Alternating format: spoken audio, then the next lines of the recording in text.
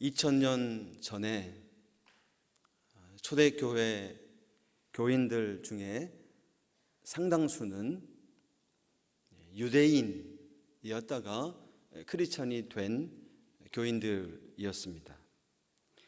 유대교에서 회심한 사람들이죠.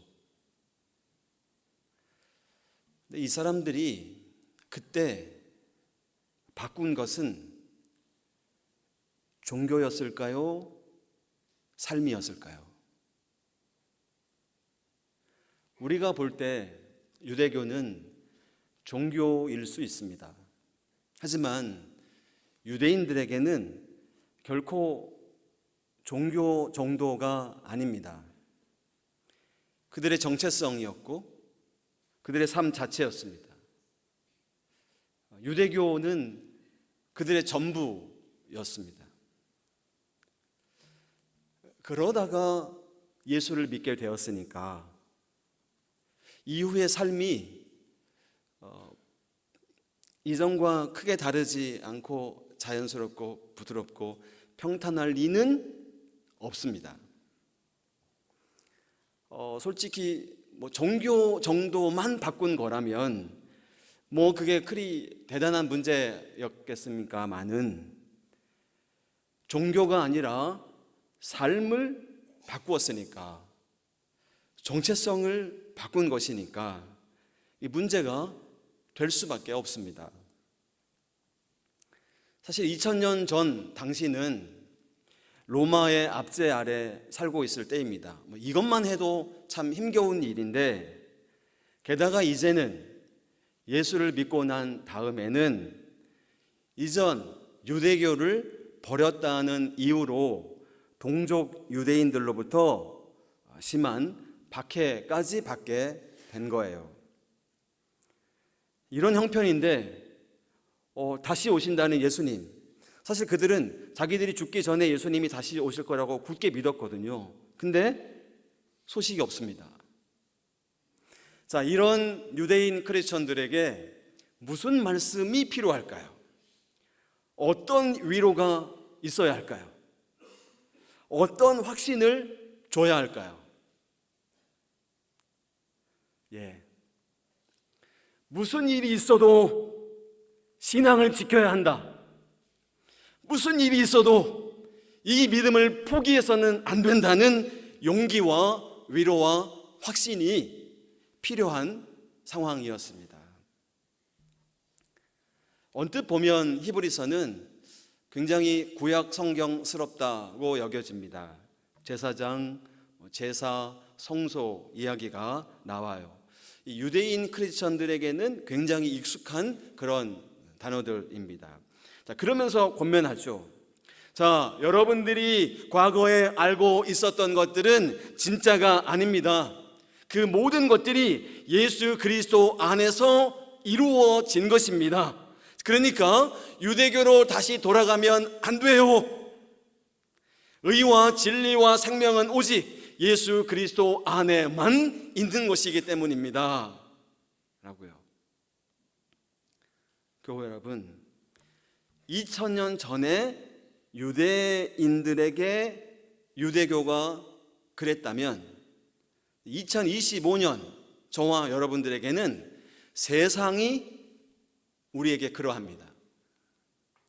이 세상에 속했다가 예수 그리스도에게로 소속을 바꾸었다면 당연히 어려움이 생기죠. 핍박이 올 수 있다는 얘기입니다. 이전과 지금이 전혀 다르지 않다. 이거는 문제가 있는 거예요. 그런데 이렇게 어려움이 생길 때마다 예수님이 짠짠 나타나셔가지고 전부 다 우리가 원하는 방식으로 우리가 원하는 때에 다 해결해 주신다면 참 좋겠는데 우리의 일상은 그렇지는 않아요. 우리의 일상, 세상 일은 여전히 힘겹고 또 신앙을 지켜내기가 녹록지 않습니다. 자, 히브리서는 그런 사람들을 위해 우리에게 보내진 성경이에요. 다시 말씀드리겠습니다. 초대교회 교인들 중 상당수가 유대인들이었습니다. 율법을 지키고 성전에서 제사를 지내는 것이 아주 익숙한 사람들이었어요. 자, 그러다가 예수님을 구주로 영접하게 된 것입니다. 자, 그 다음에는 어떻게 되었을까요? 아마 주변의 지인들로부터 야, 네가 어떻게 그럴 수 있어? 네가 어떻게 우리 공동체를 떠날 수 있어? 비난하고 조롱을 하였겠죠. 자, 그런 가운데 신앙을 지키기 위해서는 굳은 결단과 용기가 필요했을 거예요. 자, 이처럼 결연한 각오로 회심했으면 그 다음에 살아가는 과정에서는 이 사람들의 선택이 옳았다는 사실이 좀 증명되면 얼마나 좋을까요? 하지만 로마의 박해는 그치지를 않았고 금방 오신다던 예수님은 소식이 없습니다. 유대인 공동체로부터의 핍박이 자꾸만 거세져요. 자, 그러다 보니까 질문이 생기고 그 질문은 때로 의심으로 바뀌게 됩니다. 야, 우리가 정말 옳은 선택을 한 걸까? 우리가 예수님을 믿기를 정말 잘한 거야? 예수님은 도대체 어떤 분이신 거야? 예수님이 구세주이신데 왜 우리에게는 좋은 일이 없고 고통스러운 일만 자꾸 생기는 거야? 히브리서는 이 질문에 대답합니다. 예수가 진짜다. 세상 사는 게 아무리 고달파도 예수를 믿어야 한다. 포기하지 말고 예수를 붙잡아야 한다 라고요. 답변의 시작을 다시 읽어볼까요? 옛적의 선지자들을 통하여 여러 부분과 여러 모양으로 우리 조상들에게 말씀하신 하나님이 이 모든 마지막 날에는 아들을 통하여 우리에게 말씀하셨으니 아들을 만유의 상속자로 세우시고 또 그로 말미암아 모든 세계를 지으셨느니라. 하나님이 구약 성경의 모세로부터 마지막 선지자 말라기에 이르기까지 1000년 동안 선지자를 통하여 말씀하셨고, 그래서 우리는 흔히 구약은 예표, 신약은 성취라고 말합니다. 신약은 구약 속에 숨어 있고 구약은 신약을 통해 확 드러나게 되었습니다. 이 관계의 중심은 그리스도. 구약 성경은 오실 그리스도가 주제가 되고 신약 성경에는 이미 오신 그리스도가 주제가 됩니다. 그리고 성경의 마지막 책 요한계시록은 다시 오실 그리스도가 주제가 되죠. 구약 성경에서 모세가 이스라엘 백성들에게 언젠가 하나님이 자신과 같은 선지자를 일으키신다라고 말한 적이 있습니다. 이사야는 때가 되면 이리와 어린 양들이 함께 살고 표범이 어린 염소와 함께 눕고 사자가 소처럼 짚을 먹는다고 말했습니다. 에스겔은 성전에서 흘러나오는 물로 아라바 바다가 되살아나는 그런 환상을 보았죠. 다니엘은 느부갓네살의 꿈을 해석하면서 바벨론, 바사, 헬라, 로마에 이어서 하나님의 나라가 세워질 것을 말했어요. 자, 이거 모두 다 앞으로 장래에 일어날 일들이었습니다. 그리고 신약 성경에서 옛적 선지자들을 통하여 말씀하신 하나님이 이 마지막 날에는 아들을 통하여 말씀하셨다. 예수님은 구약의 모든 계시를 완성하신 분이시다. 그래서 히브리서는 핍박과 고난에 빠진 유대 크리스천들에게 주신 하나님의 말씀, 현실이 그만큼 고통스러웠다는 건데 이렇게 권면합니다. 우리가 조상 때부터 섬기던 그 하나님이 지금은 예수님을 통해서 우리에게 말씀하신다. 예수님이 상속자이고 예수님이 온 세상의 주인이시다 라고요. 그 예수님을 구주로 고백한다는 것은 우리도 하늘에 속한 신분을 얻게 된다는 뜻이고 하늘의 기업을 소유한다는 것이고 예수님의 영광을 덧입는다는 의미인 것입니다. 하나님이 그런 우리들을 위해 창세전부터 하늘에 속한 모든 신령한 복을 예비하셨다는 거예요. 자, 그런데 이 세상을 살아가면서 만나는 잡다한 일들로 우리가 낙심하고 절망하고 예수를 등지고 떠나는 일은 이건 말이 안 된다는 것입니다. 우리에게 이 소망이 진짜 있다면, 이 천국의 소망이 있다면 세상에서 만나는 어려움들을 견뎌낼 수 있는 힘이 생긴다는 거예요. 여러분, 신앙의 가치는 오늘 현재 우리들의 오늘이 세상 가운데 얼마나 영광스러운가, 우리가 얼마나 세상 가운데서 큰 위치, 많은 것들을 소유하고 있는가에 있지 않아요. 우리에게 어떤 영광이 약속되었는가, 예수님이 과연 그 약속을 이룰 수 있는 분인가에 신앙의 가치가 있습니다. 2000년 전 오랫동안 유대교에 있다가 기독교 신앙을 얻게 된 사람들에게 갈등이 있었다는 것입니다. 예수를 믿는 게 뭐가 좋은 건지 모르겠다는 거예요.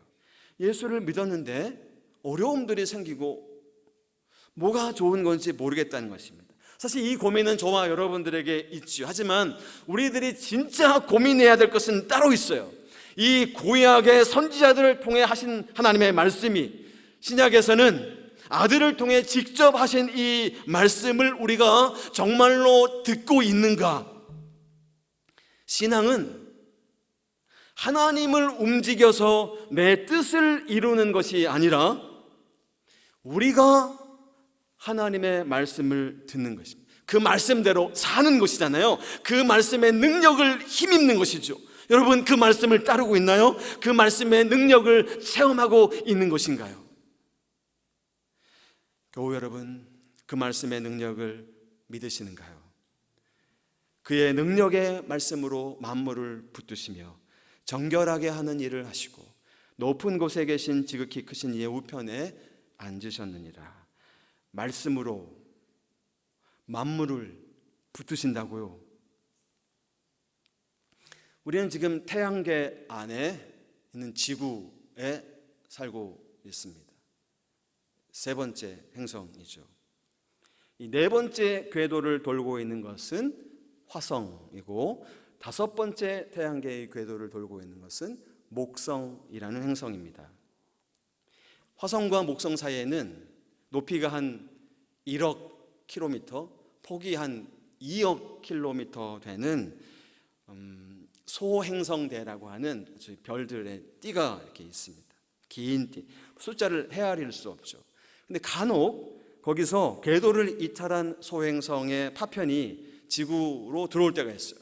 대기권에 들어 떨어지기도 합니다. 우리는 그거를 별똥별이라고 부르죠. 대부분 대기 중에서 타 버리기 때문에 우리에게는 큰 충격을 주지는 않습니다. 그런데 만약에 목성이 없으면 완전 달라지는 얘기예요. 목성은 태양계에서 가장 큰 행성이에요. 지구보다 318배인가 더 무겁답니다. 끌어당기는 힘이 어마무시해요. 한 1km 정도 직경이 되는 해성을 지구보다 5,000배 더 강력한 힘으로 빨아들이고 있어요. 우리가 그 우주 망원경으로 찍은 이 목성의 사진을 보면은 표면이 이렇게 무수한 상처가 나 있어요. 이게 전부 다 이 해성들이 가서 부딪힌 자국이에요. 가장 큰 거는 지름이 한 2km 된다고 하니까 어마어마하잖아요. 근데 만약 그 해성이 지구에 떨어지면, 미국에 떨어지면, 중국에 떨어지면, 러시아에 떨어지면 어떻게 되겠어요? 아시아는 없어지는 겁니다. 북아메리카는 흔적도 없이 사라지는 거예요. 자, 그러니까 저와 지금 여러분들이 이 지구에서 이렇게 살 수 있는 것은 든든한 보디가드 때문이에요. 목성이라고 하는 든든한 보디가드 때문에. 자, 여러분, 이거 누가 만들었을까요? 이 목성을 누가 만들었나요? 여러분, 이런 일이 목성 하나뿐이겠습니까? 이 우주에 셀 수 없는 수없이 많은 지구 보디가드들이 있어요. 교회 바깥에서는 이것을 우연이라고 부릅니다. 그러나 우리는 그렇게 부르지 않아요. 성경은 이렇게 말씀합니다. 그의 능력의 말씀으로 만물을 붙드시며. 여러분, 이게 무슨 뜻이에요?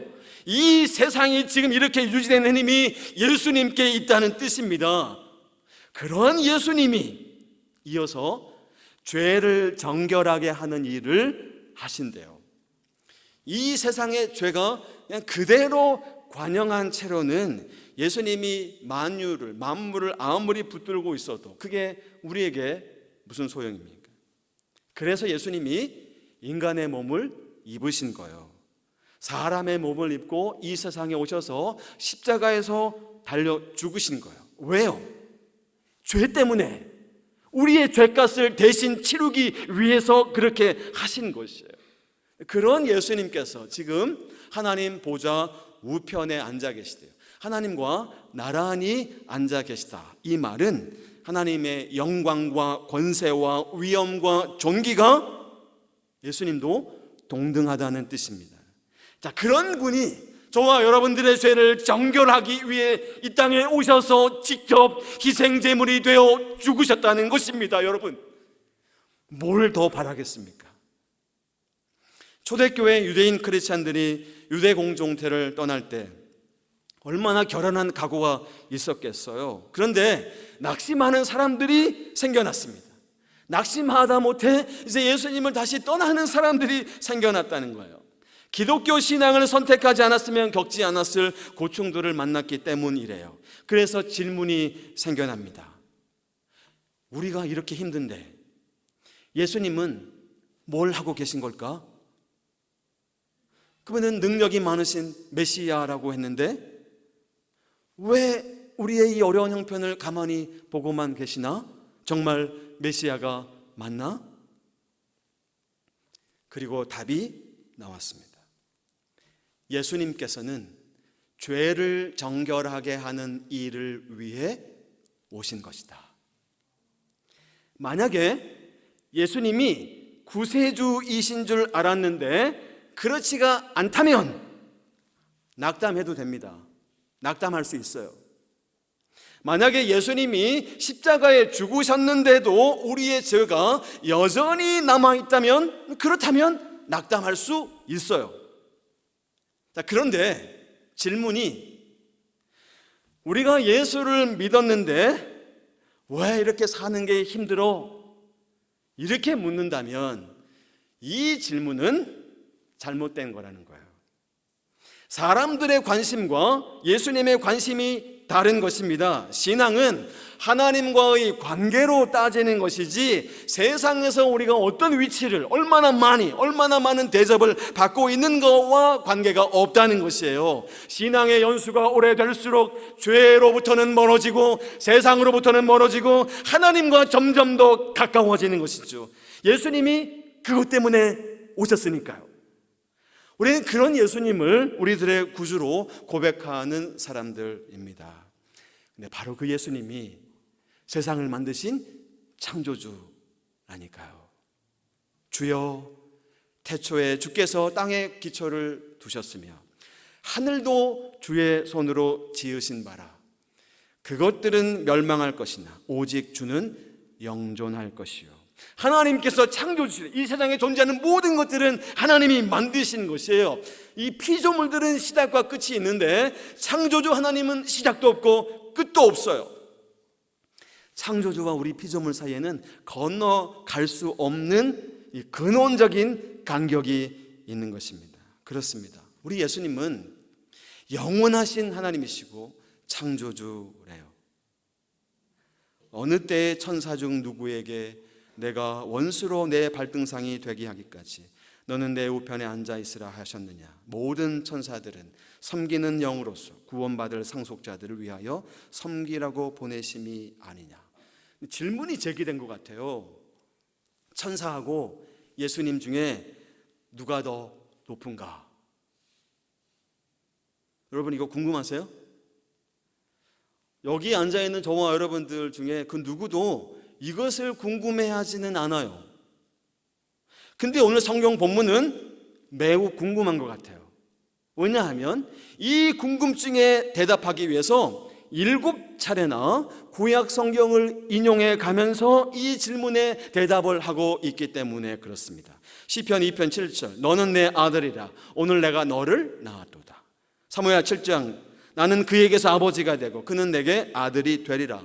신명기 32장, 하나님의 모든 천사가 저에게 경배할지어다. 시편 104편, 그는 그의 천사들을 바람으로 그의 사역자들을 불꽃으로 삼으시느니라. 시편 45편, 그러므로 하나님 곧 왕의 하나님이 즐거움의 기름을 왕에게 부어 왕의 동료보다 뛰어나게 하셨나이다.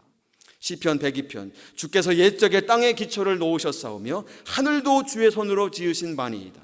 시편 110편, 내가 내 원수들로 내 발판이 되게 하기까지 너는 내 오른쪽에 앉아 있을다. 7번에 걸쳐, 완전수네요. 그만큼 뭔가 긴박하다는 거예요. 이 질문이 예수 그리스도가 누구이신지 지금 증거하고 있는 것입니다.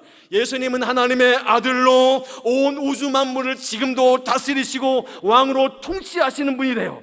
어떤 천사도 하나님의 아들보다 높을 수 없고 하나님을 떠나서는 그 누구도 하나님께 나아갈 수가 없다는 것입니다. 예수님이 이미 주님이 되셨으므로 모든 세력이 그분 앞에 굴복하였습니다. 우리에게는 그러므로 아무것도 두려워할 것이 없다. 예수님은 지금도 하나님 보좌 우편에서 우리를 대변해 주시고 우리를 위해 중보하시며 하늘의 권세로 우리를 다스리고 계시다. 당시 교인들에게는 이 질문에 대한 대답이 그만큼 절실했다는 거예요. 예수님이 천사들과는 비교할 수 없는 탁월한 분이라는 사실을 선포하는 구약 성경의 성경 구절, 오늘 우리가 7개만 했는데 수없이 많은 성경 구절을 다 알고 있으면서도 불구하고 과연 예수님이 천사보다 높으신 분이야? 라고 하는 질문과 깊은 회의가 초대교회 교인들에게 있었다는 거예요. 그도 그럴 것이, 여러분도 아시겠지만 구약 성경 창세기에 롯이라는 사람이 소돔성에서 천사들을 통해 구원을 받았습니다.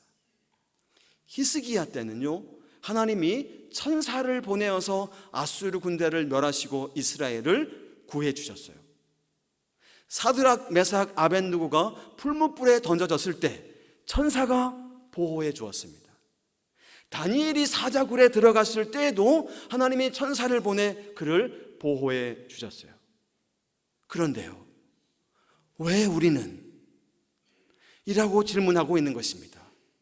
1세기 교인들에게 예수님은 전혀 자기들을 도와주지 않는 것처럼 느껴진 것이에요. 자기들이 지금 고난 가운데 이렇게 힘들어하고 있는데, 예수 믿고 더 힘겨운 삶에 처해 있는데 왜 도움의 손길을 주시지 않는가? 예수님이 천사들보다 못한 것 아니냐? 이런 질문과 의심이 들기 시작했다는 것입니다. 그렇다면 2025년을 살고 있는 저와 여러분들에게는 이 말씀이 무슨 상관이 있나요? 사실 우리들 중에는 천사를 섬기는 게 옳을지 예수님을 섬기는 게 옳을지 이거 고민하는 사람은 제가 보기엔 한 사람도 없는 것 같은데요. 혹시 그런 분 계시나요? 하지만 비슷한 고민에 빠질 우려는 더 많습니다. 예를 들면 돈이 그러합니다. 우리가 살고 있는 이 세상은 뭐든지 돈으로 따지려고 합니다. 취직을 할 때, 이사를 할 때, 하다못해 여행을 갈 때도 가장 먼저 돈을 생각합니다. 그런 세상에 우리가 살다 보니 때때로 간혹 어쩌다가 신앙보다는 돈이 더 중요하게 여겨질 때가 있다는 것입니다. 물론 우리 눈에 돈이 천사로 보이지는 않겠지만 우리에게 돈을 주는 사람이 천사로 보일 수는 있겠다는 거예요. 현실적으로 필요한 게 돈이니까요. 자, 그런 사람들에게 자, 알았어요. 여기 있어요. 정 그렇다면 돈을 주마. 이럴 수는 없잖아요, 우리가. 그걸 주는 사람들은 아니잖아요. 결국 우리는 양자택일을 해야 할 것입니다. 성경이 뭐라고 말씀하거나 말거나 세상을 앞세우든지 세상을 따라가든지 아니면 세상이 뭐라고 말하든지 말거나 관계없이 우리는 담대하게 저벅저벅 성경을 따라가든지 둘 중 한쪽으로 마음을 정해야 합니다. 예수님만으로는 부족하다라고 말하는 사람과 예수님만으로 충분하다는 사람, 같은 인생을 살지는 않을 거예요. 세상이 기준인 사람과 성경이 기준인 사람은 분명코 다른 인생을 살 수밖에 없습니다. 그렇습니다. 예수님을 능가할 것은 아무것도 없는 것입니다. 예수님은 누구보다 위대하시며 천사와 그 누구 무엇보다도 강력한 힘을 갖고 권세와 위엄을 갖추신 분이세요.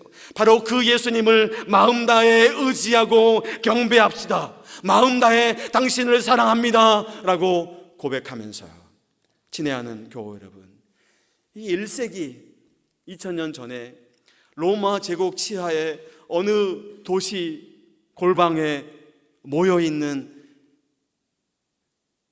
공동체, 그들이 히브리서라고 하는 성경을 받아들고 이 성경을 읽고 있었을 그들의 눈빛, 떨리는 손, 울먹이는 목소리를 생각해 보십시오.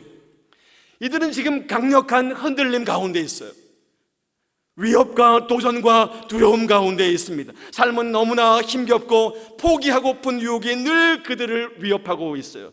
그래서 그들은 비전이 필요했다는 것입니다. 이 고통스러운 삶을 건설적인 체험으로 바꾸어낼 하늘나라의 비전이 말이죠. 히브리서는 그런 절박한 요구에 대한 우리 하나님 아버지의 다정한 답변이십니다. 예수를 깊이 생각하라. 예수를 바라보라고요. 예수님을 통해 펼쳐지고 있는 하늘과 땅의 놀라운 이 섭리의 드라마를, 구원의 드라마를 바라보고 그 속에 우리가 있음을 깨달으라. 새로운 비전을 가지고 흔들리지 말고 포기하지 말고 예수님 붙잡고 살아내자라고요. 사랑하는 교회 여러분, 우리가 비록 어떤 때는 잠시 엉뚱한 것에 마음을 빼앗기기도 하지만, 그러나 그리스도는 다른 그 무엇보다 뛰어나신 분이십니다. 그분을 통해 우리에게 주어지는 구원은 우리의 마음을 잠깐 현혹시키는 다른 그 어떤 달콤함보다 훨씬 더 강력하고 값지고 좋은 약속인 것입니다. 그 좋은 것을 가져다주는 그 뛰어나신 분, 예수 그리스도를 우리 함께 만나러 갈까요? 기도하겠습니다. 하나님 아버지, 오늘 우리에게도 우리의 신앙을 위협하는 그런 우리 시대의 우리를 공격하는 것들이 있습니다. 주님, 그 가운데에서 오직 주님을 바라보고 승리하는 우리 모두가 되게 하여 주옵소서. 하나님께서 우리 가운데 함께 계시다는 이 사실을 붙잡고, 비록 우리의 삶이 현실이 고통스럽고 어려울지라도 우리의 시선을 주님께 고정하고 주님과 함께 동행하는 우리의 또 한 주간의 삶이 되게 하여 주옵소서. 예수님의 이름으로 기도하옵나이다. 아멘. 그렇게 우리와 함께 하실 주님을 생각하며 오늘은 찬양을 두 곡을 좀 이렇게 함께 불렀으면 좋겠다 싶습니다. 주여, 우리는 연약합니다. 힘겨워합니다. 부족합니다.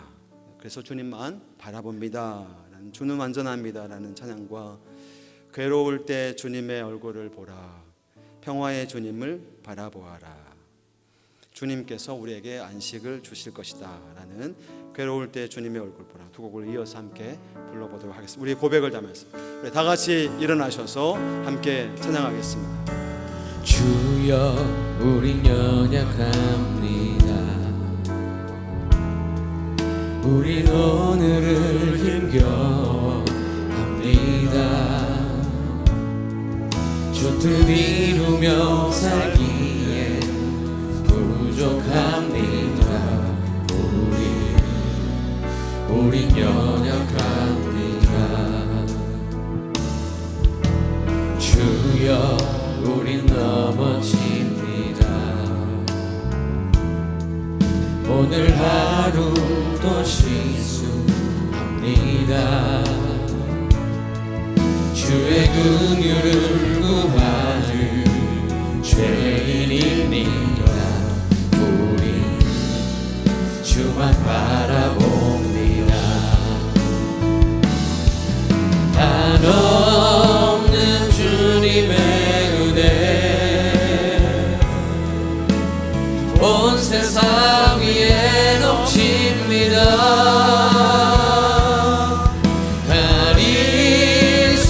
없는 주 영광 온 땅 위에 충만합니다. 주님만 이기리오니 우린 그 길 따라갑니다.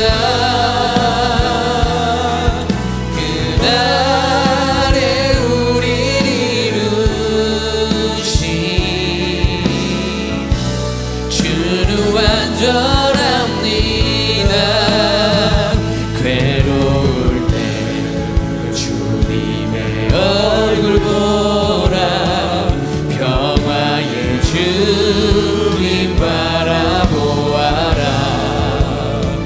세상에서 시달린 친구들아 위로의 주님 바라보아라.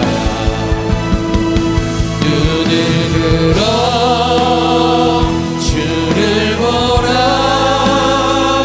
내 모든 염려 주께 맡겨라. 슬플 때에 주님의 얼굴 보라. 사랑의 주님 하신 주리라. 눈을 들어 주를 보라. 내 모든 염려 주께 맡겨라. 슬플 때에 주님의 얼굴 보라. 사랑의 주님 하신 주리라. 한없는 주님의 온 세상 위에 넘칩니다. 가릴 수 없는 주 영광 온 땅 위에 충만합니다. 주님만 이기리오니 우린 그 길 따라갑니다. 그날에 우릴 이루신 주는 완전합니다. 한없는 주님의 은혜 온 세상 위에 넘칩니다. 가릴 수 없는 주 영광 온 땅 위에 충만합니다. 주님만 이기리오니 우린 그 길 따라갑니다. 그날에 우릴 이루신 주는 완전합니다. 함께 기도합시다. 괴로울 때, 힘이 없고 내 마음 연약할 때 평화의 주님, 능력의 주님을 바라봅시다. 주님을 바라보는 우리의 신앙을 포기하지 않고 주님과 함께 이 믿음의 여정을 걸어가는 우리가 되게 하여 주시고, 우리 백석대학교의 공동체가 그렇게 믿음의 여정을 함께 손잡고 신실하게 걸어가는 형제 자매들의 공동체가 되게 하여 주옵소서. 하나님, 이번 한 주간도 우리와 동행하여 주옵소서. 우리에게 찾아와 주옵소서. 우리 함께 기도합시다. 주여, 우린 그 길 따라갑니다. 그날에 우릴 이루신 주는 완전합니다. 한없는 주님의 은혜 온 세상 위에 넘칩니다. 가릴 수 없는 주 영광 온 땅 위에 충만합니다. 주님만이 이리오니 우린 그 길 따라갑니다. 그날에 우릴 이루신 주는 완전합니다. 은혜로우신 주님, 때로 미래가 보이지 않고 절망적이라고 사람들 말하는 시대에도 체념하거나 포기하지 않고 끝까지 믿음의 길을 걸어가는 우리 모두가 되게 하여 주옵소서. 하나님이 온전히 주인 되시고 우리 예수님이 주권을 가지시고 다스리시는 세상, 이리와 어린 양이 함께 뛰노는 세상을 이 세상에 보여주는 우리 공동체가 되게 하여 주옵소서. 이번 한 주간도 그런 삶을 살려는 우리들의 일상 가운데 찾아와 주셔서 성령으로 충만케 하여 주옵소서. 그런 신앙의 고백, 감사의 마음을 담아 드리는 우리의 헌금이 하나님 나라 위에 사용되어질 때 주께서 함께 하여 주시고 하나님 영광 받아 주옵소서.